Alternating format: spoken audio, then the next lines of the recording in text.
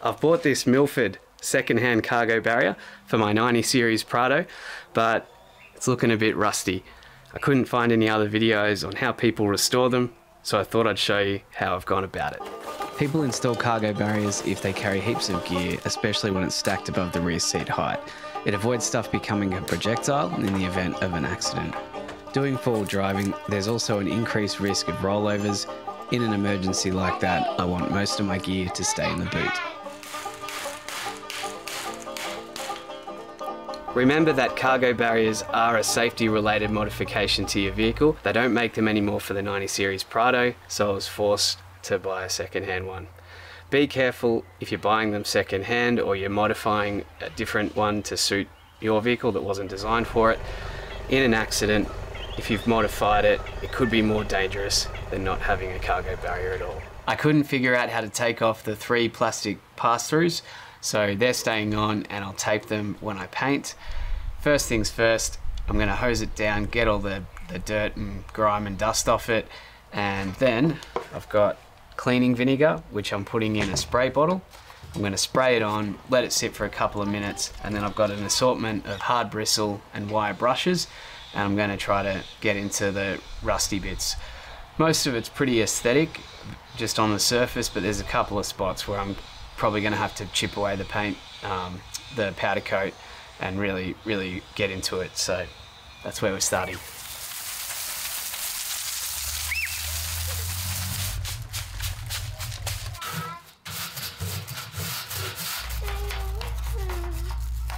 All right, rinse that off again, and then we're going to do a similar thing but with a different chemical. This is CLR, calcium limescale rust, and it's a bit nastier than vinegar, so I'll put on some gloves.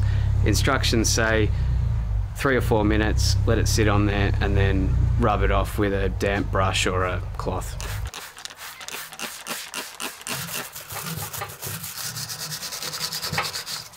I just rinsed it off one more time.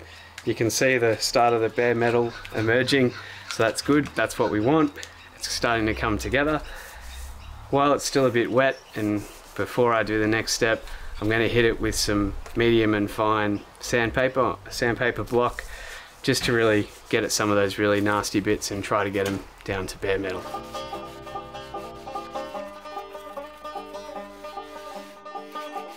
I've noticed that the corrosion is undercutting the powder coat, so blistering, bubbling I can see, and then eventually if you pick at it it'll chip off. The best I can do really is sand the bits which I can, get rid of as much of the loose powder coat as I can, and then through painting it just seal it in there so it's nice and dry and create a barrier so it's not going to get any worse.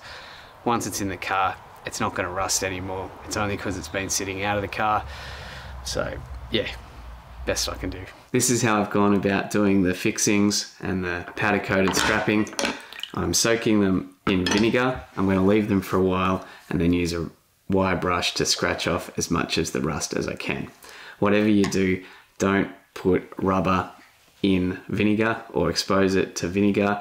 That will degrade the rubber. So pretty much use vinegar for only the metal bits. This should be the main event for taking the rust off. This is rust remover gel, a locally made product made by Fortis Adhesives and Coatings. They're in Dandenong. What it does is it brings the rust into solution, so it starts off blue and then it becomes a black color over time as the rust comes out into the gel. They reckon it can take 3 to 4 hours if it's really heavy. I don't know if it'll take that long. You can also reuse the gel, scoop it back in, although that's going to be pretty tricky to do here. So I think we're just going to paint it on, leave it for a few hours and rub it off. And yeah, I'm really interested to see how this works. Wobble, wobble, wobble.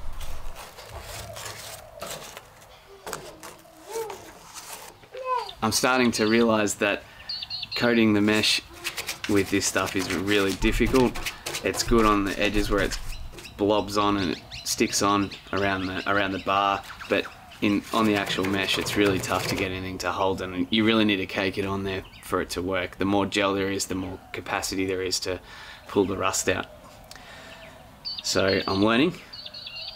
If I was to do this again, I'd probably figure out a way to submerge this whole thing in vinegar or something like that, in a kid's pool or in a giant basin or something like that.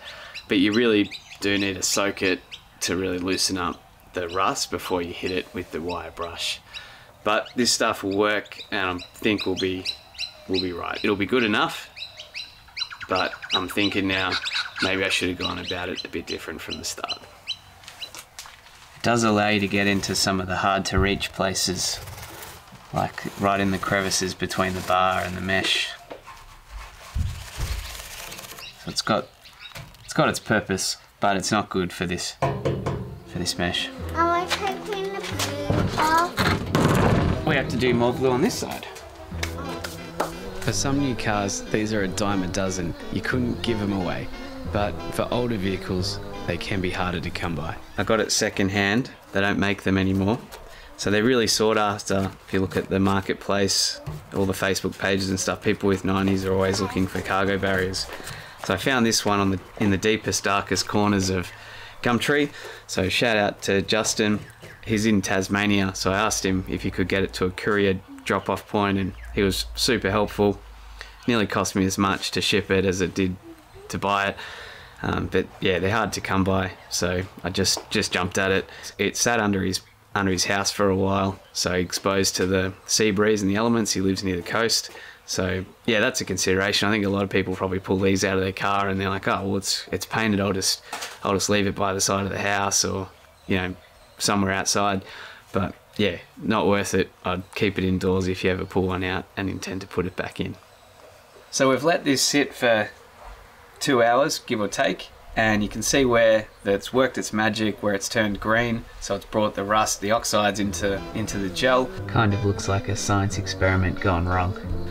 It's probably not the silver bullet I was looking for, because it's just so hard to paint on. You can imagine in industry or in a particular application, it's definitely got its place, but all this mesh, this isn't the right product to do a blanket job of the whole thing. But that being said, it's done an excellent job in certain spots where the rust has been particularly thick, so I'm glad I went about this step.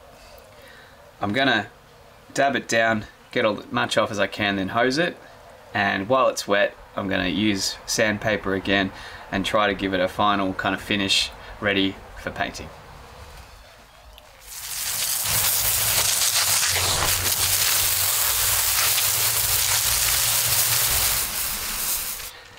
While we're waiting for that to dry out fully, let's talk about paint.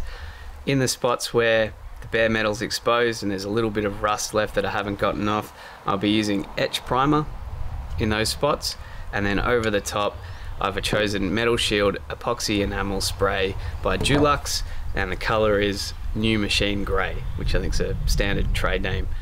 This says it can go over pre-painted surfaces already, so that's partly why I chose this particular brand and paint.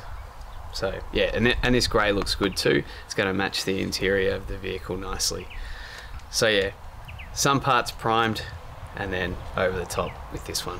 For your interest, I called around a few commercial powder coating businesses for quotes. Compared with my consumables from Bunnings and a weekend of elbow grease, I reckon you could get a cargo barrier recoated for about 300 to 500 Australian dollars in 2024. So that's the etch primer on. You can see it's pretty grey and blotchy. Probably took more than I thought it would need. There was a lot of exposed bits, a lot of rusty bits. I just went a bit overboard, but I think it'll be okay. It's time to lay down the first coat of the enamel epoxy, and I reckon it'll take 2 good coats and that'll be it. Got to go to Bunnings. Are we going to go to Bunnings? Mm. Get some more paint? Mm. Yeah, I think we'll need 2 of these. It's starting to look like something.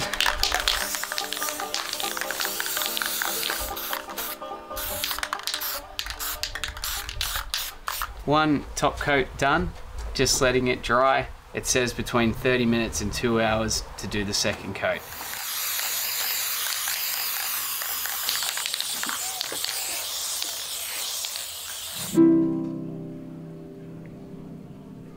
For the work involved, I'd probably consider getting it professionally recoated if I ever did this again.